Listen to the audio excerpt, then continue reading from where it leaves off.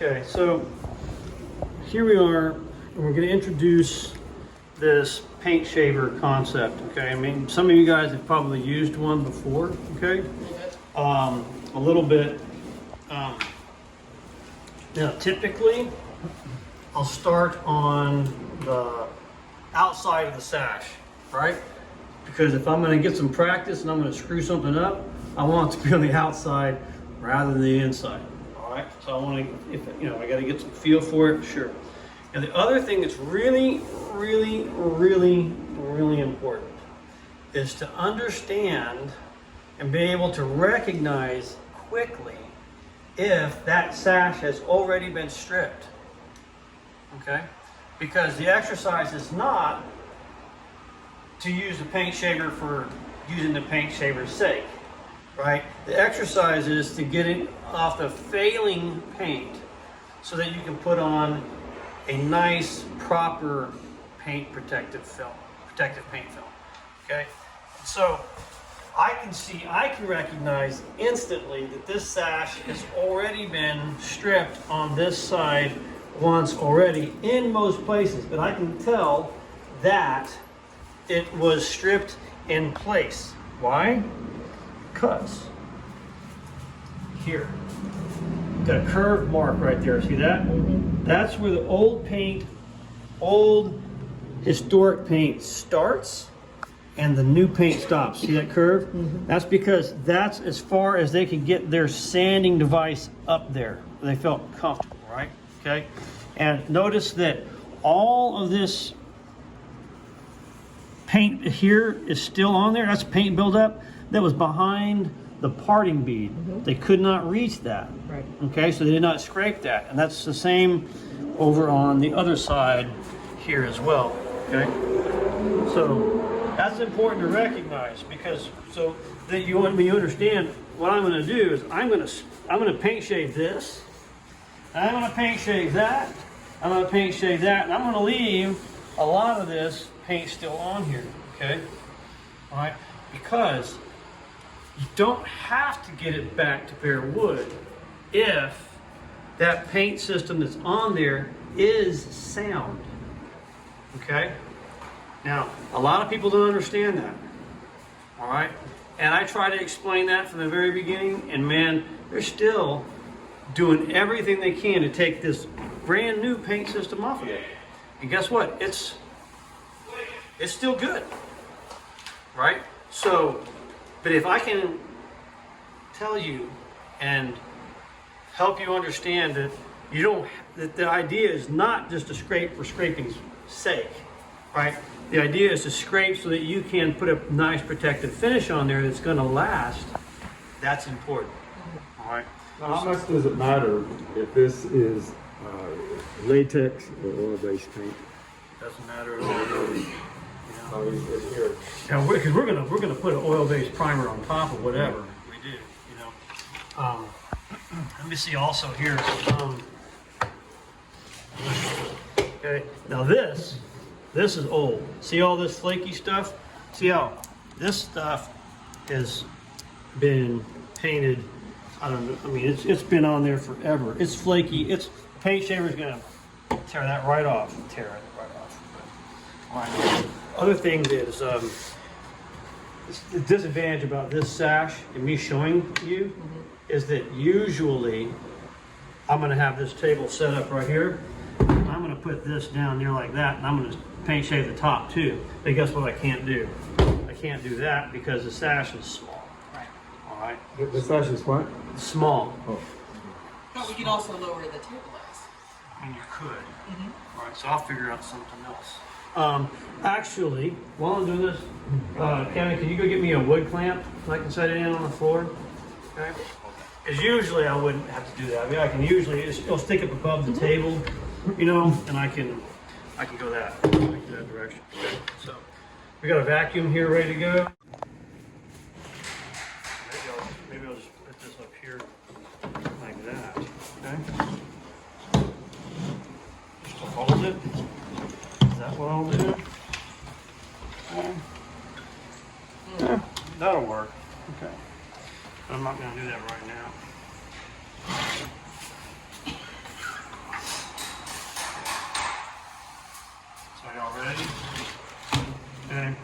going to be kind of interesting.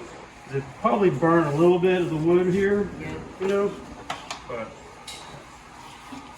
okay, let's go here. Vacuum on. Let's see. Vacuum on.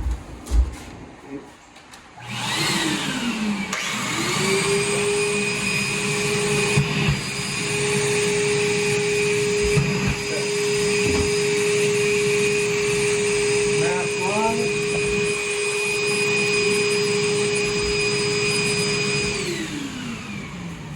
All right.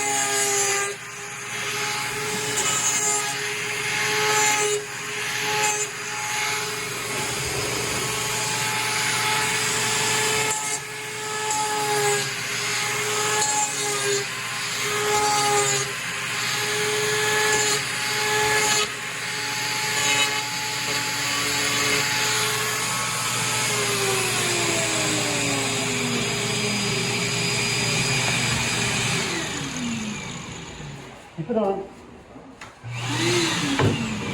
It'll keep on by itself. Keep it on. It's supposed to do that, Kevin. Okay. Oh, that explains before my understanding. Okay.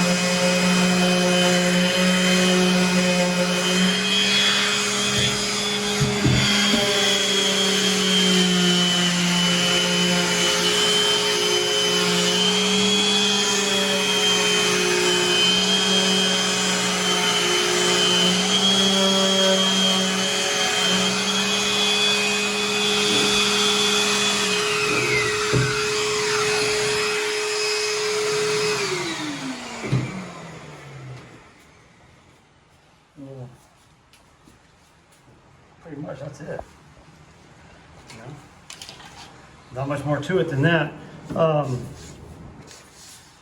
So you were asking 150? 150 is for finished primer, right? After you're sanding your primer. Okay. 80 is sufficient for creating the little micro grooves and micro scratches in there, within which the primer will then hold really, really nicely.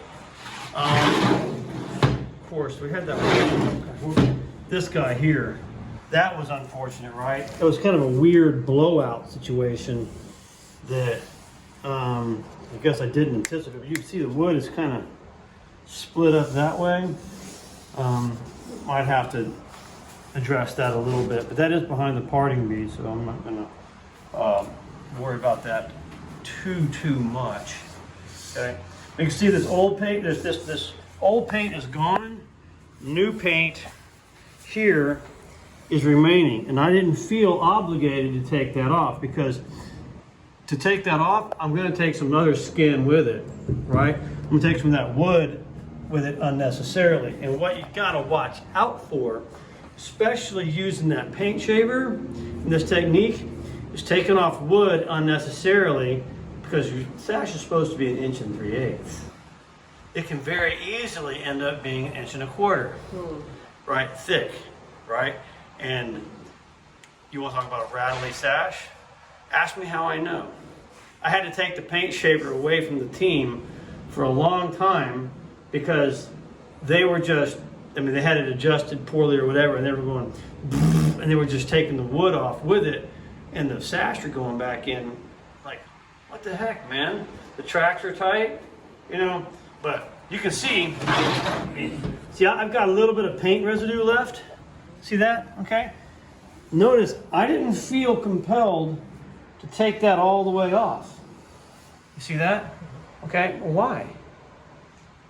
Well, because I'm going to put some oils on there. I'm going to put my oil-based primer back on that, and the oils and the primer are going to consolidate all that back into the wood. All right, and I'm going to get what I want.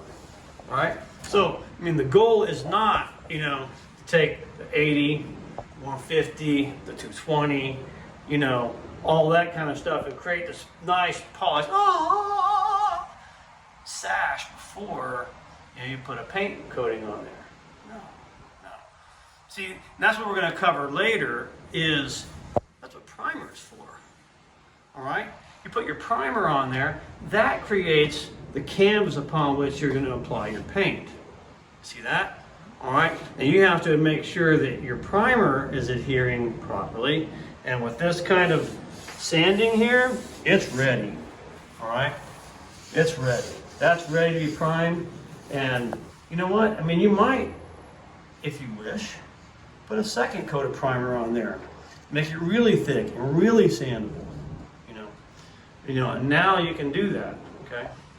So now, what that does is what we do is we prepped you for now. See, I can come in here now, and I can address this glazing here.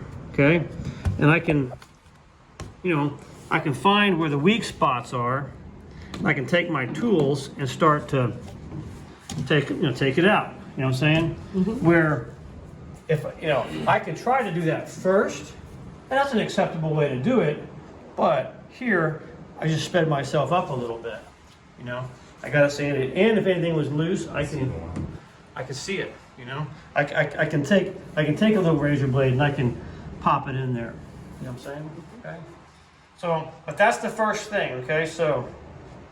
And so you can see how it can kind of be a team effort, you know, because like, I mean, so I was over there, paint shaver, yeah, all right. Then I came over here, scraper, and then the sander. But guess what? While I'm all doing this one thing, nothing's happening over there. So it makes sense, you know, that once you finish that, to pass it on to the next person, all right. And you know, we get this cycle going to where we can get them all to this stage, maybe before lunchtime, right? So that then after lunch, maybe we can all take a sash, okay? Take the glazing out, take the paint off of the profiles, prime it, and reglaze it by the end of the day. You know, I think we can probably do that, you know, and then, you know, tomorrow, we will be kind of familiar with the processes. And then what do? We'll jump in a little earlier than we did today, right? Get a little bit more done than we did today. So taking it slow and easy. No, I'm gonna knock them all out in the morning. You know, be done by noon. So that, you know, slow is the new fast. All right, slow and intentional. All right, it's going, you know, doing it right first, so that you can then do it right fast. So important. Right first, then right fast. Okay, get the order of operations, get the steps down. All right, learn the micro movements inherent in each of those steps. Okay, and then it'll speed up. Okay, try to go too fast too early, you'll end up doing unnecessary damage, you know? So, what do you think? Questions? Yeah, now if we just start just with the scraper, same principle as you find an edge that you can get into, that makes it easier. Because I noticed you did the edges and that made it easier to get into that. Yeah, see that's a micro movement, right? There's a little micro pressure I'm putting on the blade, right?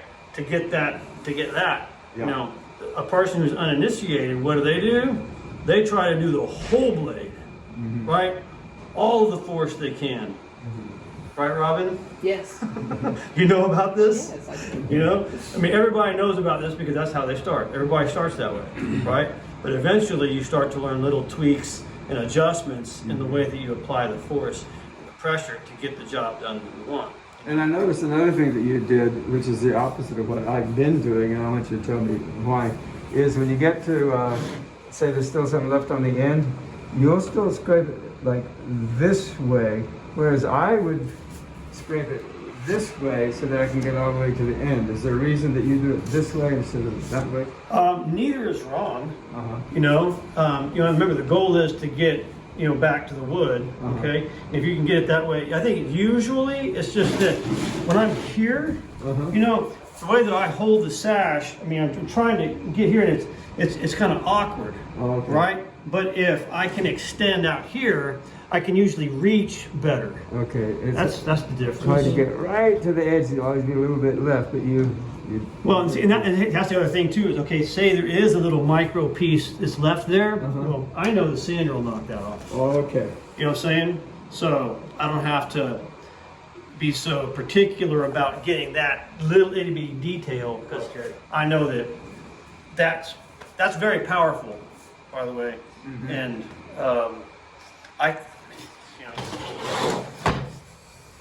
making sure that I didn't sand in one spot too long, because that will leave a valley, right? And so that's the thing, is that this sanding tool here, it's not to sand like because I love sanding, right? And holding an oscillating sander or an orbital sander, you know, it's so awesome that I'm just going to sand.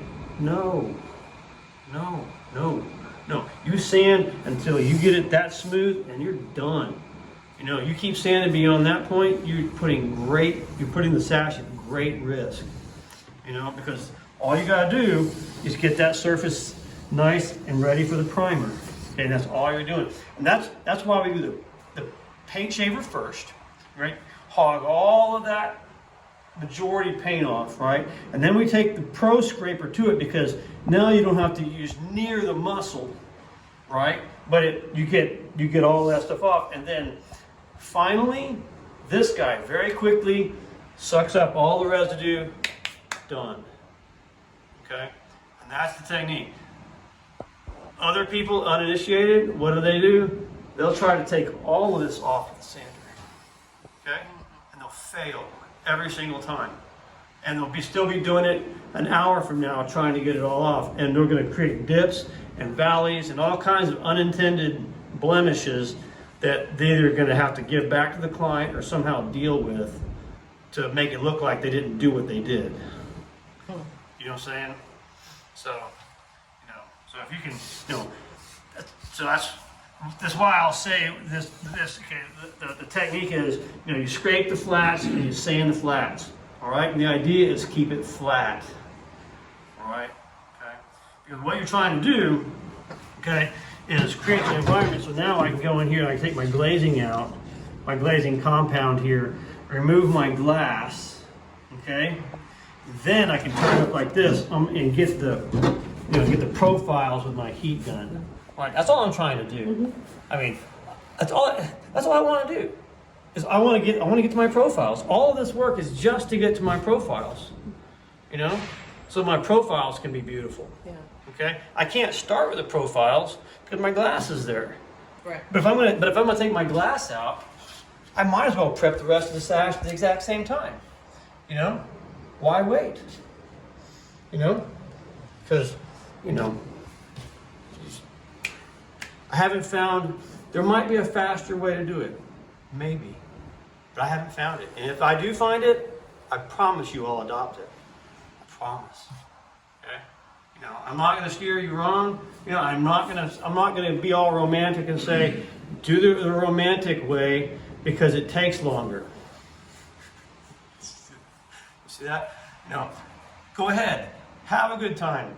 Take 3 days to get the paint off. You can do it that way if you want to. All right? It's somebody else's enterprise or whatever, but we're in the business of making cash with Windows Sash, and I'm showing you how to do that. All right, so cash with Windows Sash. So what's the goal going to be? Okay, here's the goal. All right. Now this is not going to happen today, and it's not going to happen tomorrow, and it might not happen by the end of the week. But what your goal needs to be is to be able to do 4 of these sashes, primed and glazed, by the end of the day. Okay? What that amounts to is about 2 hours of sash. Okay? And you want to be able to do 2 in the morning and 2 in the afternoon. So that way it's in alignment with the mechanics to prime sequence. Right? So your partner who's doing the mechanics to prime sequence, right? They need to know that it's highly likely they're going to have their sash back in the opening at the end of the day when they're done, because, here you are, and now, and then once you finish that sequence, then you can go back around and, the putty will have set up and all those type of things. Then you can just go back and do your prep work and you can do your painting in one more cycle. And that will be, one more cycle after that is just to kind of fine tune assembly. And then after that,